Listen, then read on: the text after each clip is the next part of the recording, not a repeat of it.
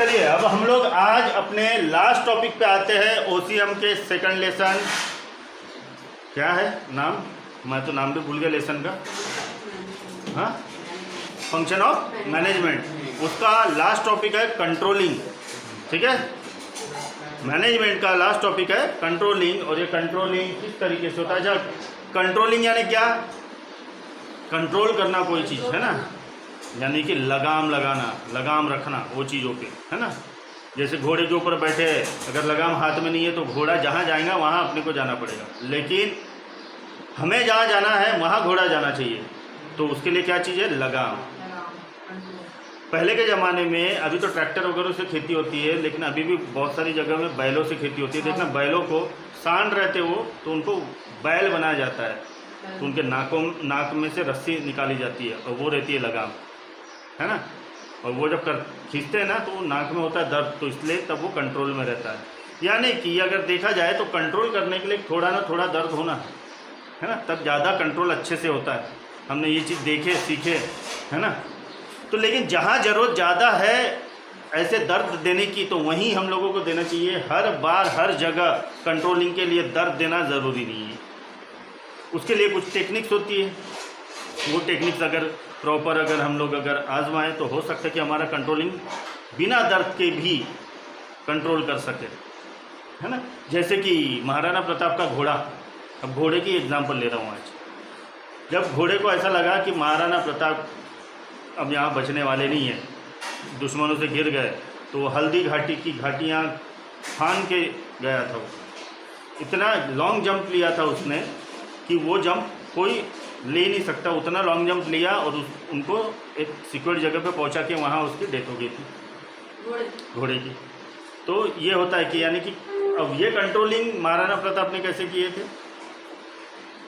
प्यार मोहब्बत से उन्होंने अपने घोड़े से बहुत ज़्यादा प्यार किए थे। वैसे ही रानी लक्ष्मीबाई का घोड़ा मालूम है ना, जब उनका आखिरी समय आया तो घोड़ा कहाँ से कूदा था मालूम? किले से ऊपर नीचे कूदा था, नीचे कम से कम 150 फुट वो नीचे कूदा था, ऊपर से नीचे। तो यही होता है कि अगर कंट्रोलिंग अगर अच्छे से हो तो हर चीज़ काबू में होती है।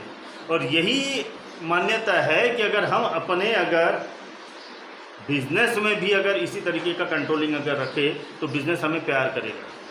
प्यार करेगा यानी हमें बिजनेस का प्यार कैसे पता चलेगा? भैया वो एक ऐसा पेड़ है आम का जो हमें आम ही आम दे रहा है रसीले, तो हमारा सबसे फेवरेट झाड़ वही बन जाएगा, पेड़ वही बन जाएगा जो आम ज़्यादा दे रहा है।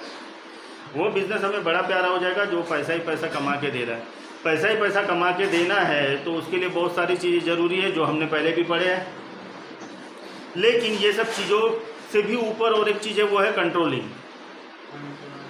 अच्छा, कंट्रोलिंग को हम सिर्फ कंट्रोलिंग बोले तो लगाम लगाना सिर्फ यही नहीं बोलेंगे, हम लोग उसको बोलेंगे स्थिरता, स्टेबिलिटी लाना, उसे भी हम लोग कंट्रोलिंग का नाम दे सकते हैं। कंट्रोल है करके स्टेबल है बिजनेस, है ना। कंट्रोल नहीं है तो स्टेबल कहाँ से रहेगा? तो उसी के ऊपर हम लोग देखते हैं कि आज कंट्रोलिंग यानी क्या होती है और इसका फाइनेंस मैनेजमेंट में क्या असर होता है। It is a function of management. The effectiveness of planning function can be determined with the function of control. अब जो हमने प्लान करके जो फंक्शंस बनाए हैं मैनेजमेंट के, अगर वो प्रॉपर वे से चल रहे हैं तो उसका नाम है कंट्रोलिंग। यानी कि हमें कंट्रोलिंग अलग से सीखने की ज़रूरत नहीं पड़ी।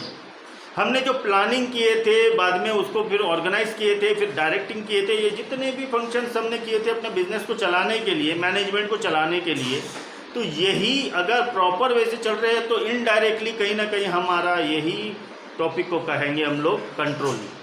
हमें अलग से कुछ करने की ज़रूरत नहीं पड़ी, हमें कोई लगाम लगाने की ज़रूरत नहीं पड़ी। सिर्फ हमने क्या किया, एक प्लानिंग किया, डायरेक्शन किया, फोकस किया, वही फोकस को हमने नाम दे दिया कंट्रोलिंग। इसके बारे में कुछ इंपॉर्टेंट पॉइंट्स है, जैसे कि मैंने पॉइंट्स बनाते रहता हूँ, तो वैसे भी इसके मैंने 10 पॉइंट बनाया हूँ। तो वो देखते हैं importance of controlling. Fulfilling goal of organisation. अगर हमारा कंट्रोल, देखो घुमा फिरा के वही टॉपिक्स है, वही सब चीज़ें है और मीनिंग भी लगभग 90% सेम है, सिर्फ ऊपर के टॉपिक अलग है, उनका डेफिनेशन अलग है, लेकिन चीज़ें वही कर रही है जो हमारे दूसरे टॉपिकों ने किया। सीधी सी बात है, फुलफिलिंग गोल ऑफ ऑर्गेनाइजेशन। ये हर एक जितने भी हमने टॉपिक देखे उसमें ये वाला पॉइंट चिपका दो, आपका मार्क मिल जाएंगे। क्यों? क्योंकि कॉमन है, सेम है चीज़ें। अगर इसको डिनाई कर ही नहीं सकते हम लोग, और ना ही जो है ना चेकर ये चीज़ को है ना कैंसिल कर सकता है, क्योंकि सीधी सी बात है भैया, अगर मैं देखूँ डायरेक्टिंग में अगर डायरेक्टिंग प्रॉपर है तो मेरा फुलफिलिंग गोल ऑफ ऑर्गेनाइजेशन हो सकता है, बिल्कुल हो सकता है। तो वहाँ भी ये पॉइंट काम में आ सकता है ना। तो कभी कभार अगर हम लोग पॉइंट्स अगर भूल गए तो एक दूसरे के पॉइंट्स एक दूसरे में डालेंगे तब भी हमें मार्क मिल जाएंगे, क्योंकि रिलेटेड टू भी होते हैं। समझ में आया? तो पहला टॉपिक है फुलफिलिंग गोल ऑफ ऑर्गेनाइजेशन। हमारा अगर कंट्रोलिंग अगर प्रॉपर है, हमारी प्लानिंग प्रॉपर है, हमारे डायरेक्टिंग प्रॉपर है, हमारा ऑर्गेनाइजिंग प्रॉपर है, कोऑर्डिनेटिंग अगर प्रॉपर है, तो हमारा जो गोल है ऑर्गेनाइजेशन का वो फुलफिल होगा ही होगा, यानी कि हमें उसका फल मिलेगा ही मिलेगा। मैंने एक छोटा सा पौधा लगाया, पौधे का देखभाल किया, सिंचाई किया उसकी, बाद में फिर वो बड़ा हुआ, अब बारी है फल खाने की। तो अगर मैं सिंचाई नहीं करता, उसकी देखभाल नहीं करता, खाद अगर नहीं देता और उसको समय समय पर उसको पोषक तत्व नहीं देता, तो आज मुझे वो फल नहीं देता। तो वैसे ही हमारा मैनेजमेंट भी है, हमारा ऑर्गेनाइजेशन भी है, अगर उसे मैं प्लानिंग, कोऑर्डिनेटिंग, डायरेक्टिंग, ऑर्गेनाइजिंग, ये सब चीज़ें, स्टाफिंग अगर ये प्रॉपर अगर नहीं करता तो मेरा कंट्रोलिंग नहीं रहता और मुझे उसका फल नहीं मिलता, यानी कि जो मैंने गोल सोच के रखा हूँ अपने ऑर्गेनाइजेशन का, वो ऑर्गेनाइजेशन मुझे वो गोल अचीव करने नहीं देता। ये होता है पहला point, making efficient utilisation of resources. ये भी हमने देखे थे, है ना। अगर मेरा कंट्रोलिंग प्रॉपर है तो जितने भी मेरे रिसोर्सेज है यूटिलाइजेशन कर सकता हूँ अच्छे से। अब वो रिसोर्सेज क्या है मालूम है ना? 5 M, money, man, material, method और लास्ट मुझे भी नहीं याद, जान दो, छोड़ो, पढ़ लेना। मटेरियल तो बोल दिया ना मैंने। तो वो चीज़ मोशन है ना, तो वो होते हैं मेरे रिसोर्सेज। अब ये रिसोर्सेज को यूटिलाइज अच्छे से कर सकता हूँ। देखो हमेशा कंफ्यूज क्या होते हैं मैनेजमेंट के स्टूडेंट, रिसोर्सेज बोले तो मैन पावर, यानी कि जो हमारे नौकर चाकर है उनको हम लोग रिसोर्सेज बोलते हैं।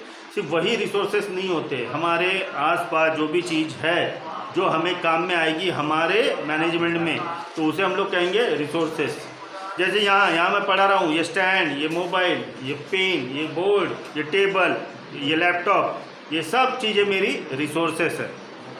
ठीक है, तो अगर मेरा कंट्रोलिंग अगर अच्छा है, मेरी प्लानिंग अच्छी है, तो मैं अपने रिसोर्सेज का यूटिलाइजेशन प्रॉपर वे से, परफेक्ट वे से कर सकता हूँ, जो मेथडिकली हम लोगों का प्रूवन है, जो हमारे बड़े बड़े बुजुर्गों ने ये चीज़ को अप्रूव करके गए हैं, जैसे हेनरी फॉयल हो गए है ना, और साइंटिफिक फादर ऑफ मैनेजमेंट जो थे मार्क्स लॉ, उन्होंने कह कर गए हैं। तो ये सब चीज़ें कहीं ना कहीं काम में आई हैं उनके, और उन्होंने कहीं ना कहीं अध्ययन किया और हमें बताया है कि भैया इस तरीके से अगर आप चलोगे तो मैनेजमेंट प्रॉपर होगा।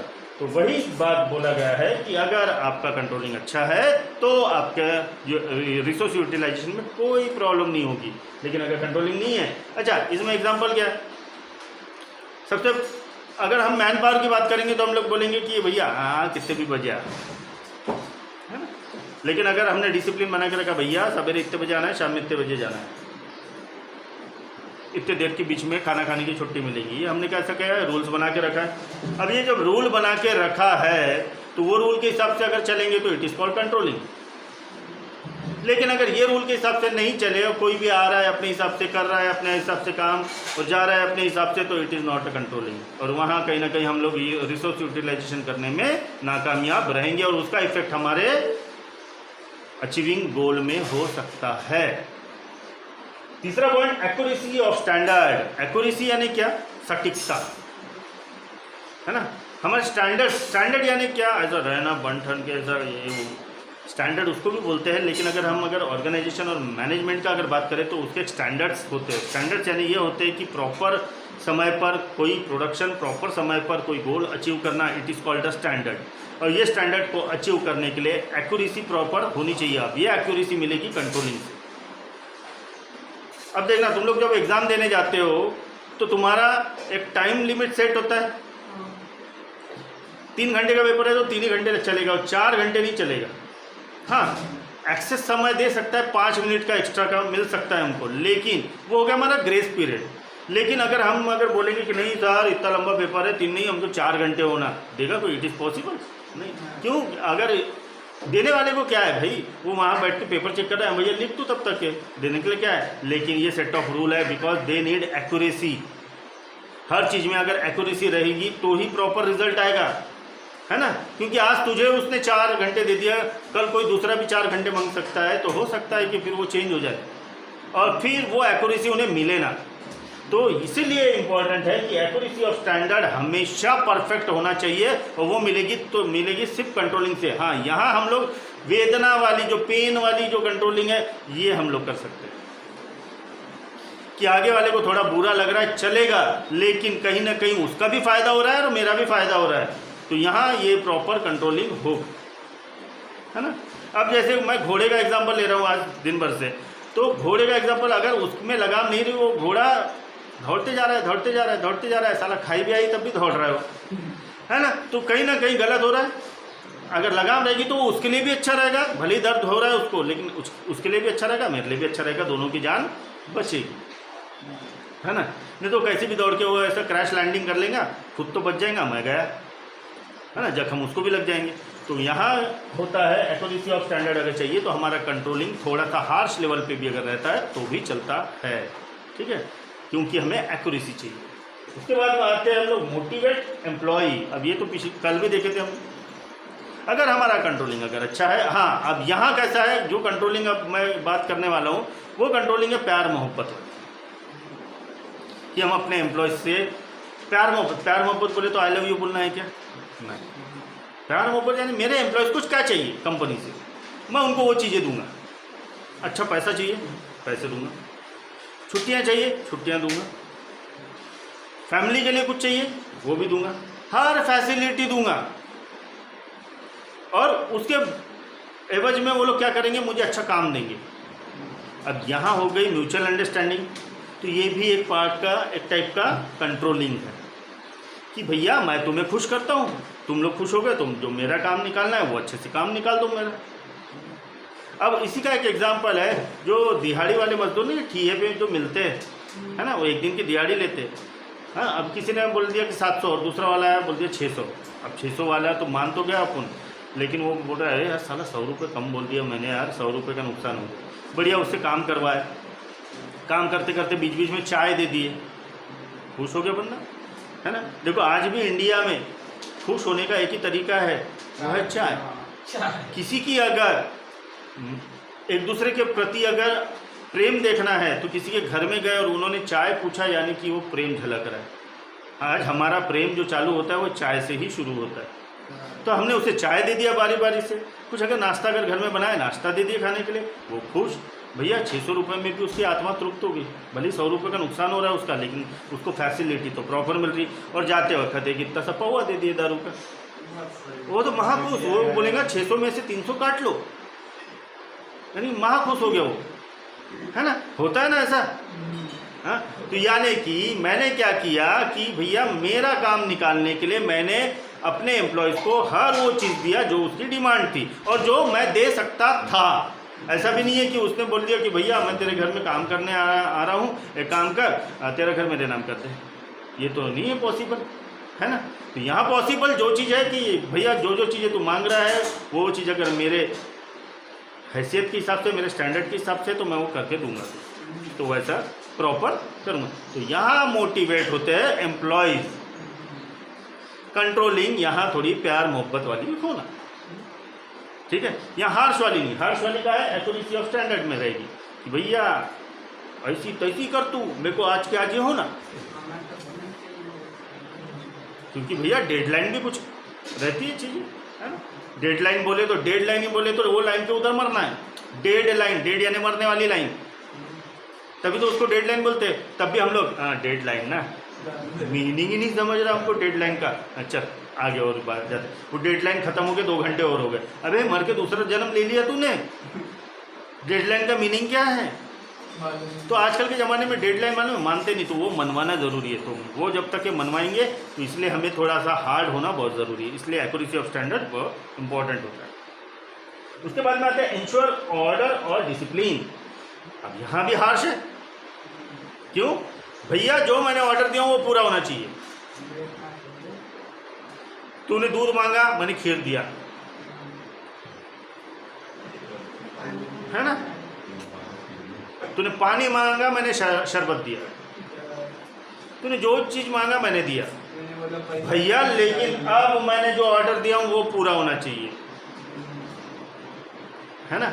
तो कंट्रोलिंग यही सिखाता है कि भैया मैं जो बोल रहा हूँ, मैं जो ऑर्डर दे रहा हूँ वो ऑर्डर कंप्लीट हो रहा है या नहीं हो रहा है, ये टोटली डिपेंड करता है कि आपकी कंट्रोलिंग आपके मैनेजमेंट में किस तरीके से है। आपने थोड़ी ढिलाई दे दी है, वो लंबा ढील पे चली जाती पतंग, है ना? और कब कट जाएगी पता नहीं चलेगा। इसलिए पतंग तब तक के ऊपर उड़ रही है जब तक कि तुम्हारे हाथ में है ना, उसको छोड़ो बह जाएगी। वैसे ही तुम्हारे एम्प्लॉयज़, तुम्हारे मैनेजमेंट, तुम्हारा बिजनेस तुम्हारे हाथ में होना चाहिए, उस पर लगाम होनी चाहिए। अगर वो लगाम नहीं है तो वो बिजनेस, वो एम्प्लॉयज़ कहीं ना कहीं ज़्यादा, तुम थोड़ी सी ढील दो वो ज़्यादा ढील लेंगे। और सीधी सी बात है, तुम उनको बोलो कि तो वो गोदी लेता, गोदी नहीं, मैं कंधे पे बैठूंगा, नहीं कंधे पे नहीं, मैं सर पे बैठूंगा। तो इस तरीके से होता है। तो यहाँ कहीं ना कहीं आप लोगों की कंट्रोलिंग में हार्शपना आना ही चाहिए। डिसिप्लिन होना बहुत ज़रूरी है। अगर डिसिप्लिन नहीं रहे, अच्छा हमारे नहीं, पूरे दुनिया के कौन से डिपार्टमेंट में सबसे ज़्यादा डिसिप्लिन होता है? आर्मी। इससे ज़्यादा डिसिप्लिन कहीं देखने के लिए मिलता है अपने को? नहीं। क्यों होता है ऐसा? रोज़ तो युद्ध नहीं करना पड़ता है उनको, रोज़ युद्ध करना होता ही है, तब भी रोज़ की डिसिप्लिन क्यों? रोज़ भैया इतने बजे छूटना है, भैया रोज़ मालूम है कि तुमको मैं पोस्टिंग दे रहा हूँ, लेकिन रोज़ सवेरे उठकर भैया ये एक्सरसाइज करनी है तो करनी है, मॉक ड्रिल करनी है तो करनी चाहिए, तुमको हर एक वो चीज़ करनी है जो मिलिट्री ट्रेनिंग में कर रहे थे। अरे ट्रेनिंग तो हो गई, मैं ज्वाइनिंग भी कर लिया, मेरी पोस्टिंग भी हो गई, अब मेरे को काय की ट्रेनिंग रोज़ की? लेकिन वो डिसिप्लिन रहेगा। इतने बजे सोना है तो सोना ही है, इतने बजे उठना है तो उठना ही है, इतने मिनट में ये काम होना है तो होना ही है। आर्मी में ही सबसे ज़्यादा डिसिप्लिन ये होता है। अब रोज़ तो लड़ाई करने जा नहीं रहे, तब भी ये डिसिप्लिन क्यों? क्योंकि भैया वो डिसिप्लिन ही उनको तय करवाता है कि भैया अगर इमरजेंसी अगर कुछ हो जाता है तो हम किस तरीके से उसको टैकल करते हैं। अगर हमारा डिसिप्लिन ही अगर हमारे पास नहीं है तो हम लोग वो टैकल नहीं कर पाए, है ना? अब जैसे अभी बरसात का सीज़न है, देखना बहुत सारे आसाम में तो पूरा आसाम, आधा आसाम गायब हो गया पानी की वजह से, है ना? सुन रहे होंगे, रील में देख रहे होंगे तुमको। यहाँ NDRF है ना, नेशनल डिजास्टर की टीमें प्रॉपर सटीक वे से काम कर रही है। हमको भेज देंगे वहाँ तो हमको पहले ये समझने में लग जाएगा कि भैया बचाए किसको और कैसे। यहाँ जाके पहले वो देखेंगे भैया इतना पानी खुद कैसे बच लूँ और बचने का तरीका क्या है। लेकिन वो लोग देखना डिसिप्लिन में रहते हैं तो प्रॉपर वो डिसिप्लिन में। और मान में सबसे भयंकर जो डिसिप्लिन है वो होता है आर्मी के बाद वो होता है अग्निशामक दल में। रोज़ उनके काम नहीं रहते वो लोग, मालूम है क्या, जाके सिर्फ आराम से ऐसे बैठे रहते। लेकिन जिस दिन कहीं आग लगी भाई, उस दिन उनकी ड्रिल देखना, मॉक ड्रिल देखना कैसे रहती। उनको ये ट्रेनिंग दी जाती है कि भैया जितना तेरा वजन है उतना वजन लेकर तुझे दौड़ना है, सीढ़ियों से नीचे उतरना है, सीढ़ियों से ऊपर चढ़ना है। ये उनका मॉक ड्रिल होता है ना भाई का। क्यों होता है ये डिसिप्लिन? भैया अगर इमरजेंसी अगर सिचुएशन आए तो भैया ये नहीं बोलना कोलेस्ट्रॉल बढ़ गया, थक गया, मर सके, है ना, होता है ना ये। तो यही चीज़ नहीं होना चाहिए, इसलिए डिसिप्लिन। तो इसलिए हम भी क्या करेंगे, अपने मैनेजमेंट में डिसिप्लिन लाएंगे। अगर वो डिसिप्लिन प्रॉपर है तो कहीं अगर कोई इमरजेंसी आ जाती है तो हम लोग वो इमरजेंसी को भी टैकल कर सके। इसीलिए कंट्रोलिंग अच्छी होनी चाहिए, समझ गए? चल उसके बाद में आते हैं 6वें नंबर पे, फैसिलिटेट कोऑर्डिनेशन। अभी देखना कल भी था ये कोऑर्डिनेटिंग में, है ना। फैसिलिटेट कोऑर्डिनेशन, हमारा अगर कंट्रोलिंग अच्छा है तो कोऑर्डिनेशन प्रॉपर रहेगा। नहीं तो देखना अगर सुपेरियर का अगर कंट्रोल नहीं रहा ना तो एक दूसरे जो डिपार्टमेंट होते हैं, एक ही कंपनी में 2 डिपार्टमेंट होते हैं, एक दूसरे के कट्टर दुश्मन बन जाते हैं। वो डिपार्टमेंट नहीं कर रहा, हम क्या करें, है ना, हम क्या करेंगे भैया तुम्हारा कोऑर्डिनेशन कहाँ है? वो कैसा हाँ हमारे को हुक्म चला सकता, हम लोग अलग डिपार्टमेंट है ना। अब यहाँ कंट्रोलिंग किसकी चाहिए भैया? जो ये दोनों डिपार्टमेंट को देखता हो, है ना, वो उनको उनकी औकात दिखा सके, चल बे करना है तेको और देना है इसको, कर झक मार के काम करेगा। क्यों? क्योंकि अब ऑर्डर किसके तरफ से है? सुपेरियर।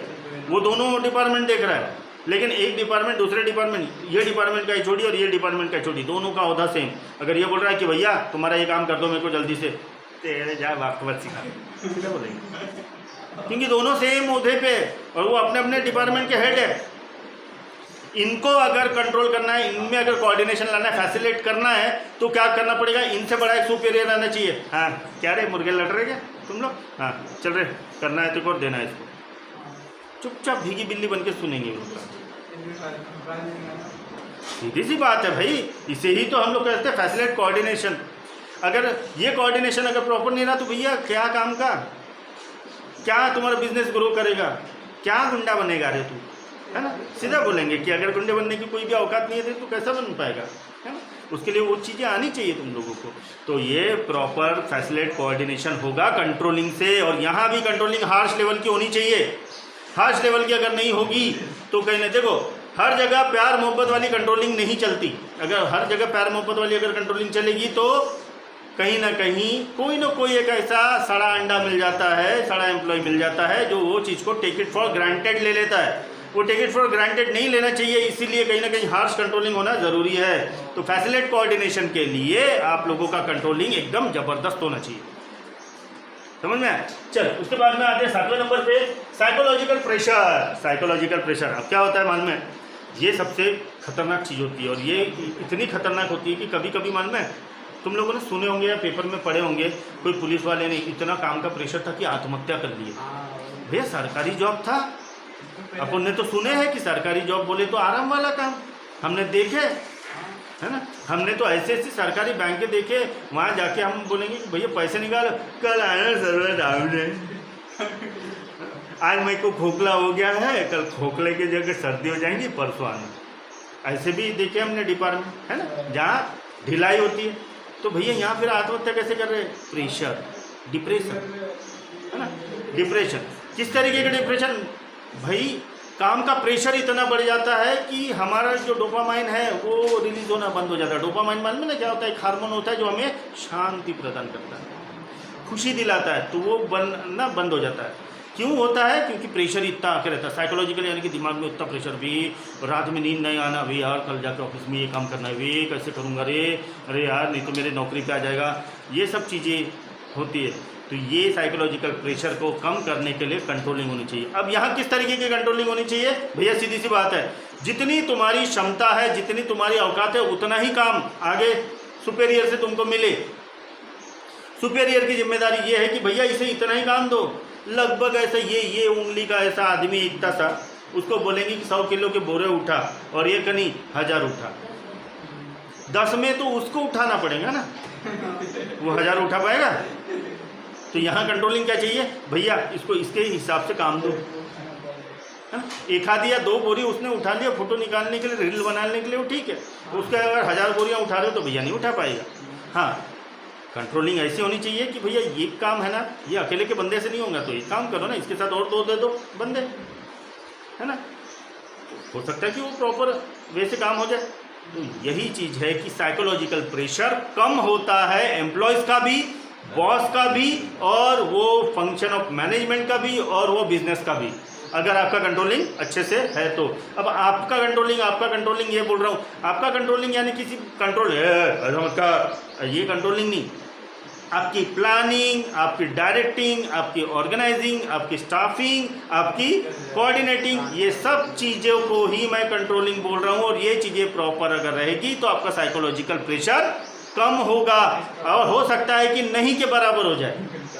ये काम बोले तो थोड़ा ना थोड़ा प्रेशर रहता ही है, लेकिन वो प्रेशर को कम करने का उस तरीके का कंट्रोलिंग होना चाहिए, समझे। उसके बाद ensure organisational efficiency and effectiveness. अब कंट्रोलिंग मुझे ये सिखाता है कि भैया मेरा जो ऑर्गेनाइजेशन है वो प्रॉपर वे से चल रहा है या नहीं। जो ओनर रहेगा बैठा है, जैसा कि मुकेश अंबानी, वो ये आके थोड़ी देखेगा कि भैया मानेवाड़ा में जो मेरा रिलायंस स्टोर है वहाँ जियो के कार्ड सिम कार्ड बिक रहे हैं या नहीं बिक रहे अच्छे से, वहाँ से धंधा बराबर मिल रहा है कि नहीं मिल रहा है। क्योंकि बाबा जी उसको तो ये भी नहीं मालूम होगा कि मेरा स्टोर मानेवाड़ा में है ना, क्योंकि वो इतना बड़ा ओनर है कि उसका पूरे इंडिया में स्टोर है, तो वो तो उसका तो ध्यान नहीं रहेगा। लेकिन उसके पास एक डैशबोर्ड रहेगा। देखना हर एक सॉफ्टवेयर में एक डैशबोर्ड होता है, यानी कि हर एक चीज़ की इंफॉर्मेशन एक ही पेज पे रहेगा, जिसको हम लोग बोलते हैं MIS रिपोर्ट। इसे कॉर्पोरेट लेवल में कहा जाता है MIS रिपोर्ट। अब इसका मीनिंग क्या है कि उसे एक एवरेजली हर चीज़ों का छोटा छोटा इन्फॉर्मेशन एक जगह मिलेगा, तो उससे उसको इंश्योरिटी रहेगी कि भैया मेरा धंधा बरोबर चल रहा है। वही चीज़ यहाँ बताई गई है, ensure organisational efficiency and effectiveness. वो जो चीज़ उसने प्लानिंग किया था, पर्टिकुलर लोकेशन को लेकर प्लानिंग किया था, तो वहाँ वो चीज़ प्रॉपर वे से काम कर रही है या नहीं, ये चीज़ हमको कंट्रोलिंग ही सिखा पाता है। ठीक है, कोई अगर ओनर को देखना है कि भैया मेरा धंधा बरोबर चल रहा है या नहीं चल रहा है, क्योंकि मैं तो वहाँ कभी ज़िंदगी में नहीं गया और ना ही जाऊँगा, चालू हुआ तब भी नहीं गया और बंद होगा तब भी नहीं जाऊँगा, लेकिन भैया मेरे को उसके बारे में नॉलेज तो चाहिए। उसके लिए तो मैंने बंदे रखा हूँ, वो क्या करेंगे, मुझे एक डैशबोर्ड बना के देंगे, मुझे एक MIS रिपोर्ट बना के देंगे कि भैया ये कैसे ये आया है ना, तभी तो मुझे पता चलेगा कि मेरा ऑर्गेनाइजेशनल एफिशिएंसी और इफेक्टिवनेस किस तरीके से काम हो रहा है ना। तो यहाँ होना चाहिए मेरी कंट्रोलिंग। मेरा कंट्रोलिंग क्या होना चाहिए, भैया मुझे रोज़ का MIS रिपोर्ट होना, मेरे देश के हर कोने कोने की मेरे पास MIS रिपोर्ट। उतना भी पढ़ने का मेरे पास समय नहीं रहेगा, तो मैं क्या करूँगा, एक PA रखूँगा, वो मुझे सुनाएगा। हाँ, यहाँ से इतना धंधा हुआ, यहाँ से इतना धंधा हुआ, यहाँ से क्यों कम हुआ रे, हाँ वहाँ है ना 4 दिन है ना शादी थी उसकी, तो वो घूमने गया था, बंद थी दुकान, ऐसे कैसे बंद थी, लगा फोन। तो इस तरीके से काम होता है। अब आते हैं हम लोग बिल्ड गुड कॉर्पोरेट इमेज। अब यहाँ कॉर्पोरेट इमेज अगर हमें बनाना है तो मार्केट में हमारा नाम अच्छा होना चाहिए। कल हमने देखा था गुडविल, है ना, हमारा नाम कब अच्छा रहेगा, भैया जब माउथ पब्लिसिटी होगी, भैया फलानी वाली कंपनी बहुत ज़बरदस्त है, एम्प्लॉय का बहुत ख्याल रखती है। हाँ, लेकिन उनको काम चाहिए टाइम पे, तुम अगर कुछ भी मांगोगे वो दे देंगे, लेकिन भैया काम निकालवाते हो लोग, काम होना उनको, लेकिन कंपनी बहुत ज़बरदस्त है, एक काम कर ज्वाइन कर ले। भैया अगर ऐसा कोई तुम्हारे पीठ पीछे बोल रहा है तुम्हारे कंपनी के बारे में, यानी कि तुम्हारा क्या हो रहा है, नाम बढ़ रहा है, और यही गुडविल बनाता है मार्केट में। अब ये नाम किस वजह से बन रहा है, क्योंकि तुमने कंट्रोलिंग उस तरीके का रखा है, कहीं नरम कहीं गरम, है ना। ऐसा नहीं कि हमेशा गरम ही गरम चलने का, नरम भी चलने का, नरम भी चलने का। तुम्हारा कंट्रोलिंग उस तरीके से होना चाहिए कि भैया पीठ पीछे गाली ना बके लोग, पीठ पीछे नाम लिया जा सके, है ना। तो इसीलिए बिल्ड गुड कॉर्पोरेट इमेज, ये भी बड़ा इंपॉर्टेंट होता है, कंट्रोलिंग का एक पार्ट है कि अगर तुम कंट्रोलिंग अगर प्रॉपर रखते हो तो सीधी सी बात है, कहीं ना कहीं तुम्हारी इमेज बिल्डअप होती है मार्केट में। ऐसी तो होता है ना, देखना बड़ी बड़ी कंपनियां जो हमें एकदम उंगलियों पे मालूम रहता है कि हाँ ये कंपनी है, ये काम करती है ना। नाम कैसे मालूम हमको, या तो हमने एडवर्टाइजमेंट देखे, उसकी कंट्रोलिंग उनकी ज़बरदस्त है। यानी कि मैं सिर्फ ये नहीं बोल रहा हूँ कि बस किसी को चिल्लाना और किसी को प्रेम प्यार से रखना, बस इसी कंट्रोलिंग कहेंगे। कंट्रोलिंग यानी हर चीज़ में कंट्रोलिंग होनी चाहिए। भैया तुम अगर लोगों की आंखों में टकराओगे नहीं तो लोगों को पता कैसे चलेगा कि भैया तुम्हारा अस्तित्व है। इसलिए तो हमारे टीवी में बार बार ऐड आती है और लगभग सेम ऐड आती है ना। क्यों आती है भैया, उन्होंने उस तरीके का कंट्रोल करके रखा है हमारे माइंड को कि भैया इसके दिमाग से ये चीज़ जाना नहीं चाहिए। हम लोग यूट्यूब में कुछ भी देखते रहते, देखना ऐड आते रहती है, और जो चीज़ हमने अगर सर्च किया ना उसी की ऐड ज़्यादा आती रहती है। भैया तूने ये सर्च किया क्या, ये ले अब ये देख दिन भर तू, है ना, यही देख। इंश्योरेंस खरीदना है, आ जाइए हम लोग आपको इंश्योरेंस देंगे, आपके मरने के बाद आपके घर वालों के काम में। सारा वही दिखा रहा, हर एक अलग अलग कंपनी अब बता रही है। अब सारा मेरे को भी लग रहा है यार मरना जरूरी है क्योंकि फ़ायदे बहुत है ना। इसको बोला जाता है कंट्रोलिंग। यही कंट्रोलिंग से कहीं ना कहीं नाम बिल्ड होता है, हमारे दिमाग में स्ट्राइक होते रहता है। इसको भी बोला जाता है कंट्रोलिंग। एक प्रकार से act as a guide, act as a guide. Controlling मैंने पहले भी कहा था कि सिर्फ और सिर्फ आपके चिल्लाने पे, आपके प्रेम प्यार से रहने का नाम नहीं है। आप एक अच्छे गाइड होने चाहिए। अगर अच्छे गाइड होंगे तभी जाकर आप अपना जो गोल है, ऑर्गेनाइजेशनल गोल है, वो प्रॉपर अचीव कर सकते हो। अगर नहीं तो या तो इसलिए आपको एज ए अच्छा गाइड अगर बनना है तो आपको कंट्रोलिंग उस लेवल की आनी चाहिए। अब ये तो माँ के पेट से कोई सीख के नहीं आता ये कंट्रोलिंग, है ना। तो हमें वो स्टेप्स अपनाने हैं जो पहले से लिखे हुए हैं। अब हम लोग उस पर एक्सपेरिमेंट करते जाएंगे कि हमें कौन से स्टेप से ज़्यादा कंट्रोलिंग अच्छी मिल रही है ना। हमें स्टाफिंग से मिल रही है, हमें डायरेक्टिंग से मिल रही है, या ऑर्गेनाइजिंग से मिल रही है, कोऑर्डिनेशन से मिल रही है, किस चीज़ से मिल रही है। जो भी चीज़ में परफेक्ट हमें अगर कंट्रोलिंग अगर मिल रही है और मैं अच्छा गाइड बन पा रहा हूँ तो मैं वो चीज़ में और इम्प्लीमेंट करते जाऊँगा। एक किराना दुकान वाला रखता बहुत सारी चीज़ें, लेकिन वो चीज़ें ज़्यादा रखता है जो ज़्यादा बिकती है ना। साबुन ही ले लो, वो ज़्यादातर वो साबुन रखेगा जो ज़्यादा बिकता है ना। ये तो बहुत सारी साबुन आती, चंद्रिका, मोती, है ना, ये ऐसे। लेकिन ये साबुन कैसा है, बिकते तो है लेकिन रोज़ नहीं बिकते, लेकिन रखेगा ज़रूर। लेकिन उसके डिस्प्ले में सबसे ज़्यादा कौन से रहेंगे, जो रोज़ बिकते है ना, रोज़ बिकते हैं। तो ये सब उसे कहाँ से सूझा ये सब चीज़ें, उसकी कंट्रोलिंग थी कि यार भैया मैं ये चीज़ों पे कंट्रोल करूँ तो प्रॉपर वे से मेरा बिजनेस होगा। तो खुद ही गाइड बन गया कि भैया उसने अपने कस्टमर्स को एनालाइज कर लिया, भैया ये चीज़ खरीदता है और महीने में इतने बार खरीदता है, तो इसको महीने का इतना लगता है, इतना इसके लिए ला के रखता हूँ और थोड़ा सा ज़्यादा ला के रखता हूँ। तो ये एनालाइज किया उसने, तो कहाँ क्या बन गया, वो अपने ही बिजनेस के लिए वो क्या बन गया, गाइड बन गया। और उसके जो एम्प्लॉय थे यानी क्या, उसका सामान, उसके किराने दुकान में भरा हुआ सामान, वो उसके एम्प्लॉयज़ है, उनको वो कंट्रोल कर रहा है। तो कहीं ना कहीं वो चीज़ के लिए गाइड बन गया है ना। तो इसलिए गाइड अगर प्रॉपर अगर बनना है तो आपका कंट्रोलिंग परफेक्ट होना चाहिए। अब ये लास्ट वाला था क्या पॉइंट। चलो, कंट्रोलिंग की और एक डेफिनेशन जो बुक में लिखी थी वो अलग है, और जो अपन ने 10 पॉइंट समझकर जो लिखना चाहते हैं अपन, वो चीज़ मैंने याद दिया हूँ। Controlling is a function of comparing the actual performance with the predetermined standard performance. Controlling अगर सीधी और सिंपल भाषा में अगर बोलेंगे तो एक्चुअल जो हमारी अभी की स्थिति है उसको हम वो स्थिति से कंपेयर करेंगे जो हमने सोचा था।